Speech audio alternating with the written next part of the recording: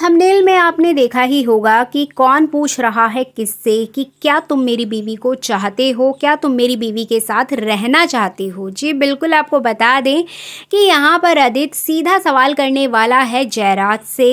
इसके अलावा शुभी पड़ गई है आरव के प्यार में, लेकिन आरव ने सिर्फ और सिर्फ ईशाना का ही नहीं बल्कि तोड़ दिया है शुभी का भी दिल। आखिर क्यों और कैसे, आज इसी की फुल अपडेट लेकर आई हूँ मैं इस वीडियो में, इसलिए वीडियो को बिना स्किप के अंत तक ज़रूर देखिएगा। और अगर आप हमारे चैनल द फिल्मी रास लीला पर नए हैं तो सब्सक्राइब करना बिल्कुल भी ना भूलें।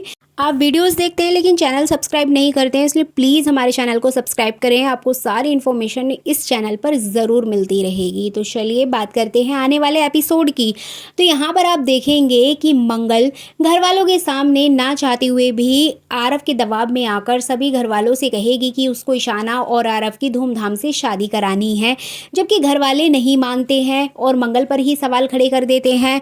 बट मंगल यहाँ सबको समझाएगी कि वो अब आरव से नाराज नहीं है और उसको अपने दामाद के रूप में एक्सेप्ट कर चुकी है, इसलिए प्लीज़ आप सभी मान जाइए। एंड फाइनली गायत्री के भी टोंट मारने के बावजूद यहाँ पर मंगल अपनी बात पर अड़ी रहेगी, क्योंकि आरव बार बार उस पर दबाव बनाएगा, जिसके चलते घर वाले भी मान जाएंगे। अब यहाँ पर घर में शुरू होगी शादी की तैयारियाँ। जैसे कि मैंने अपनी प्रीवियस वीडियो में भी आपको बताया था कि घर में सभी लोग बहुत अच्छे तरीके से रेडी होंगे। पिंक कलर की ड्रेसेस में सब नज़र आने वाले हैं। पिंक कलर के लहंगे में ईशाना बहुत ही खूबसूरत लगेगी और घर में बहुत ज़्यादा रौनक होगी। संगीत होगा, डांस होगा, नाच गाना होगा, बहुत कुछ होने वाला है।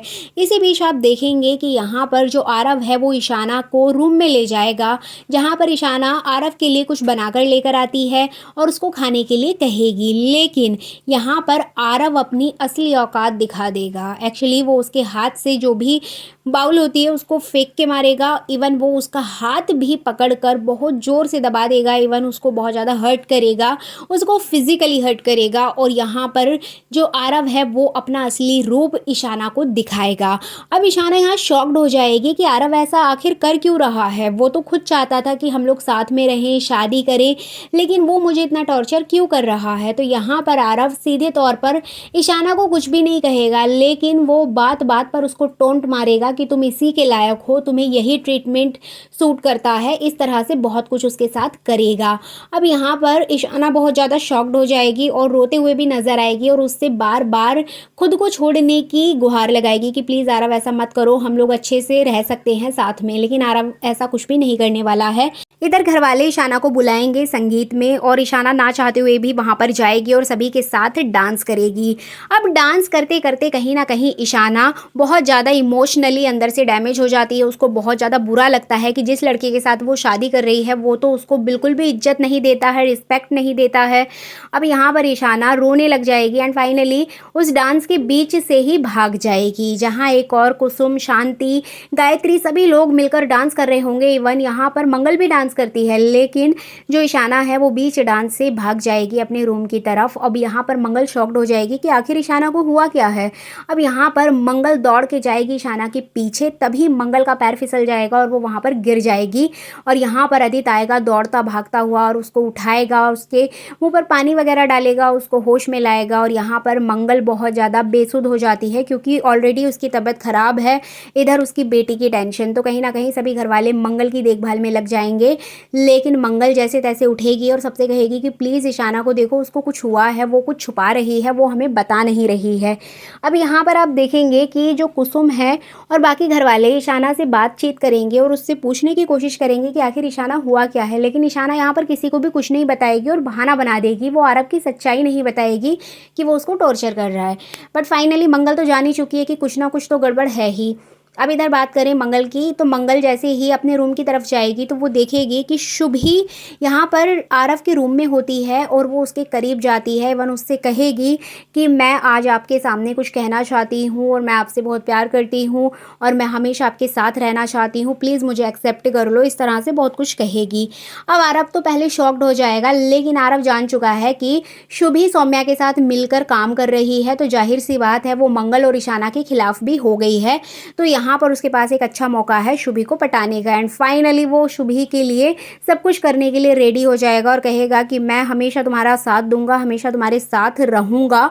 और यहाँ पर जो ईशाना है और उसकी माँ है वो कुछ भी नहीं कर पाएंगी, बस तुम हमेशा मेरे साथ रहना। और यहाँ पर ये सारी चीज़ें देखकर मंगल शॉक्ड हो जाती है। दोनों एक दूसरे से प्यार का इजहार कर रहे होते हैं। अब मंगल आरव के रूम में तो नहीं जाती है, लेकिन शुभी जैसे ही बाहर आएगी वो तुरंत उसका हाथ पकड़कर पूछेगी कि शुभी तुम्हारी हिम्मत कैसे हुई, तुम ये सब कुछ कैसे कर सकती हो। जिसके चलते यहाँ पर शुभी उल्टा मंगल को ही सुना देगी कि मेरी लाइफ में मैं कुछ भी करूँ, आप होती कौन है रोकने वाली। मतलब यहाँ पर वो मंगल के सारे हक खत्म कर देती है। अब मंगल शॉक्ड हो जाती है कि शुभी को आखिर हुआ क्या है, और शुभी मंगल का हाथ झटक कर वहाँ से चली जाएगी। जिसके बाद मंगल को यहाँ पर देखने को मिलेगा कि शुभी और सौम्या मिली हुई हैं। दोनों एक दूसरे के साथ अपने नए मिशन की, अपने नए प्लान के बारे में बातचीत करते हुए दिखाई देंगे। एंड फाइनली यहाँ पर मंगल को कंफर्म हो जाएगा कि शुभी बदल चुकी है और कहीं ना कहीं सौम्या ने उसको मैनिपुलेट कर दिया है। अब यहाँ पर वो शुभी को फिर भी गलत नहीं बताती है, जिसके चलते वो जयराज के पास जाएगी और शुभी और आरव के बारे में बहुत कुछ कहेगी। अब यहाँ पर जो जयराज है वो कहीं ना कहीं मंगल के करीब जाता हुआ दिखाई देगा। अब यहाँ पर हम बात करते हैं आदित्य की। तो बता दें आपको कि आदित्य बार बार यहाँ पर मंगल और जयराज को नोटिस करेगा। मंगल तो ऑलरेडी अपनी फैमिली प्रॉब्लम में परेशान है, लेकिन जयराज बार बार मंगल के करीब जाएगा, उसके पास आने का बहाना ढूंढेगा, बार बार आदित्य के घर आएगा।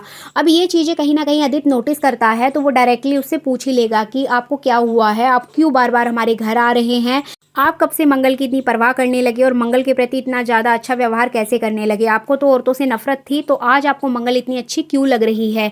जिसके चलते यहाँ पर जयराज बोलेगा कि मैं जानता हूँ आपका फैमिली फंक्शन चल रहा है, सब कुछ आपके फैमिली मेम्बर्स हैं, मुझे नहीं आना चाहिए, लेकिन मैं सिर्फ मंगल जी की तबीयत पूछने के लिए आया था, इवन ऑफिस के कुछ काम से आया था। अगर आपको अच्छा नहीं लगा है तो मैं घर नहीं आऊँगा। लेकिन यहाँ पर आदित्य सब कुछ नोटिस कर लेता है और उसको बोलेगा कि मैं जानता हूँ जयराज जी, आप ऑफिस के काम से नहीं आए, अगर ऑफिस का काम होता तो वो आप ऑफिस में भी कर सकते थे। आप यहाँ पर मेरी बीवी के लिए आए हैं, आप मंगल से प्यार करने लगे हैं कि आप उसके साथ रहना चाहते हैं, आप मेरी बीवी से प्यार करते हैं।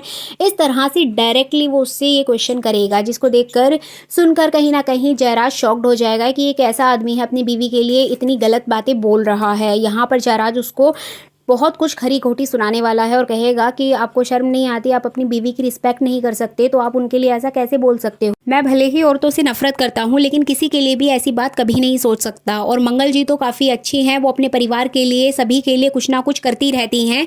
मंगल जी के लिए तो आपके दिल में रिस्पेक्ट होनी चाहिए, आप कैसा हमारे लिए ऐसा सोच सकते हैं। तो यहाँ पर जयराज आदित्य को बहुत खरी खोटी सुनाएगा, लेकिन आदित्य कहीं ना कहीं अपनी इस बात पर अड़ा रहेगा कि मैं जानता हूँ कि आप मंगल के करीब जाना चाहते हैं। अब यहाँ पर आदित्य को इतना गुस्सा आएगा कि वो सीधा सौम्या के रूम में पहुंचेगा और सौम्या का सारा सामान फेंकने लगेगा और उससे कहेगा कि सौम्या मेरे घर से निकल जाओ, तुम्हारी वजह से मेरी बीवी को, मेरे बच्चे को इतनी प्रॉब्लम हुई है, चले जाओ। तो कहीं ना कहीं यहाँ पर आदित्य बहुत ज़्यादा फ्रस्ट्रेट हो गया है, क्योंकि सौम्या की वजह से मंगल के साथ हादसा हुआ और इसी हादसे की वजह से जयराज और मंगल करीब आ गए।